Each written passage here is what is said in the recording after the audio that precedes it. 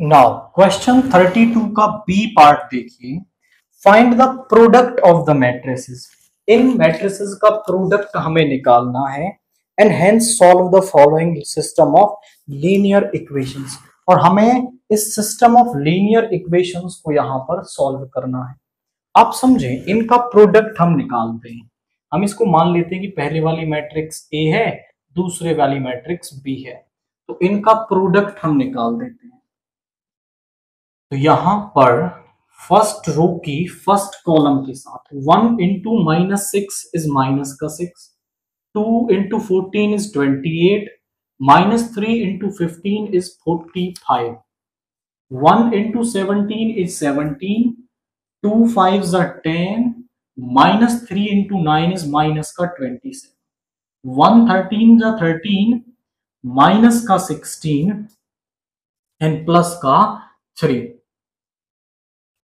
यहां पर second row की -12 +42 -30, 34 +15 +19, 26 -24 एंड -2, -18 -42 +60, 51 -15 -36, यहां पे 39 +24 एंड +4। जब आप इसे सॉल्व कर लेंगे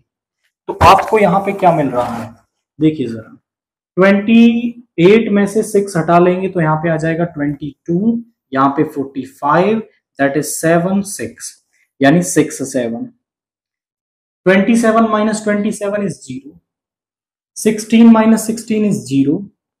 एंड यहां पे -12 -30 -42 0, और यहां पे 8 5 13 और 4 से 17 1 3 2 5 67, 24 -24 0, यहां पे ये -60 0, ये आपका ये हो गया यहां पे 11 -5 is 6 and 4 -1 is 3, 36 -36 is 0, यहां पे 4 4 6, ये हो गया 4 और 4 6, 4 4 8 9 17 1 एंड 67। आप यहां से 67 कॉमन ले लेंगे तो ये बन जाएगा 1 0 0 0 1 0 0 0 1, यानी ये हो गया 67 ऑफ आई। आप समझे,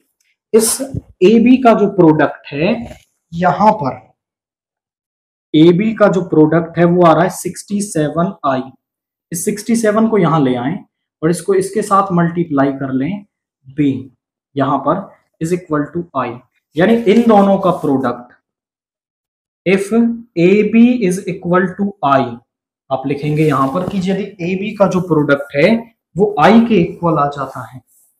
इफ जो ए बी है वो आई के इक्वल आ गया, देन जो ये ए इनवर्स है वो बी के इक्वल होगा, या फिर बी इनवर्स ए के इक्वल होता है। यानी अगर दो मैट्रिसेस का प्रोडक्ट आई आ रहा है तो वो एक दूसरे का इनवर्स होती है।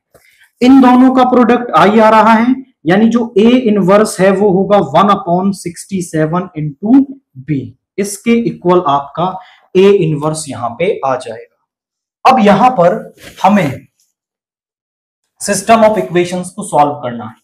अबव सिस्टम ऑफ इक्वेशंस को आप कैसे लिख सकते हैं? Above system of equation can be written as, इसको लिखा जा सकता है ax is equal to B की फॉर्म में लिखा जा सकता है, जहां पर a एक मैट्रिक्स होगी x y z के कोफिशिएंट्स को लेकर, और यहां पे x एक कॉलम मैट्रिक्स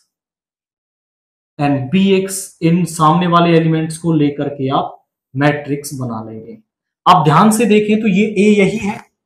ये जो a है वो यही है आपका। आप डिटर्मिनेंट ऑफ a निकाल लीजिए यहां पे,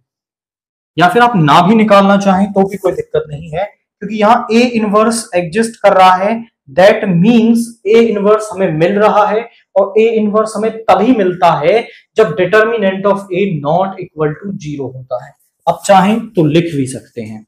1, इस रो इस कॉलम को छोड़ेंगे, -12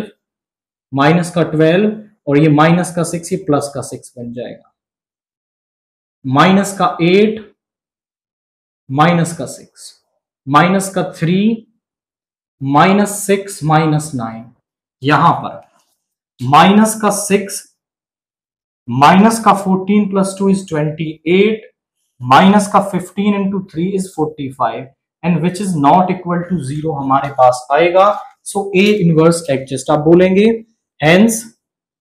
system of equations is consistent and have unique solution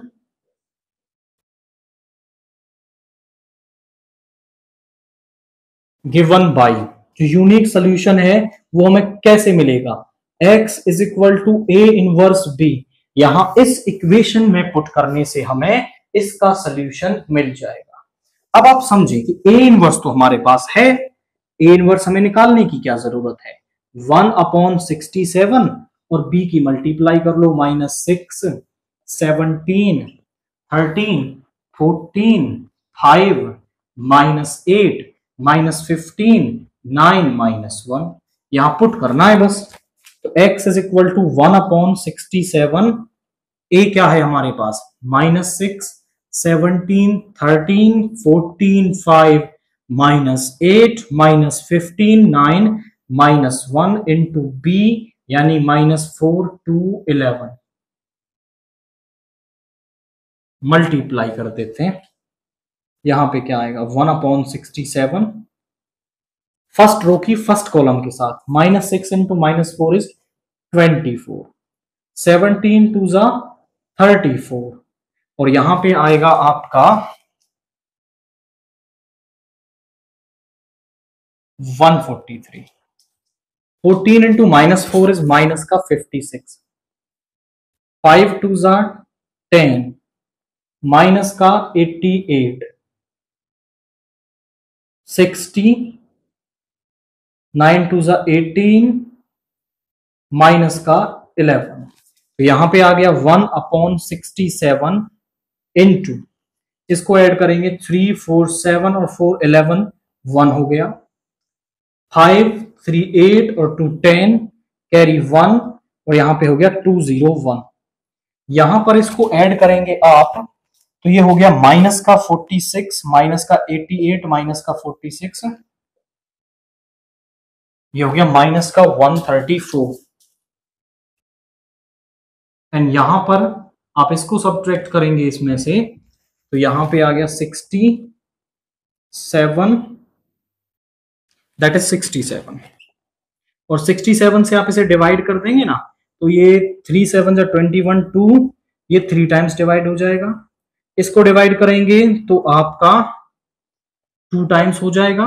and ये 1 टाइम्स हो जाएगा और ये इक्वल है आपका x y z के। Since both the matrix are equal, वो तभी होती हैं जब कॉरस्पॉन्डिंग एलिमेंट्स इक्वल हों, यानी x 3 के y -2 के एंड z जो है वो 1 के इक्वल यहां पर आपका आ रहा है। तो हमने पहले इन दोनों मैट्रिसेस का प्रोडक्ट निकाला, हमने देखा कि जो प्रोडक्ट है वो i के इक्वल आ रहा है तो वो दोनों एक दूसरे का इनवर्स बन गए। फिर हमें इनवर्स की जरूरत पड़ी यहां x is equal to a inverse b के अंदर रखने के लिए ताकि हम इसका सोल्यूशन निकाल पाए। तो यहां पर फिर हमने इसको मल्टीप्लाई किया और x y z की वैल्यू को कंपेयर करते ही हमें इसका सोल्यूशन मिल गया है।